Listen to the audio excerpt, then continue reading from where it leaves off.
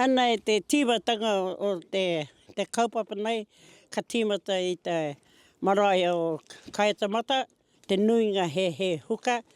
Engari, ngā pata ka haere rātou ki New World me te marae o Rukumona, ka peke atu ki reira, kei reira e tehi atu o ngā kai hei haria ki mo Tūrangawaewae mo te Koroneihana. Ko tēnei te tīmatanga, ka haere ki rangaiti, te kura o te rauaraha, huri haere ki te marae o rangaiti, ka peke ki te kura o Whānau, ka haere ki te kura o ki te hauora Ngāti Hauā.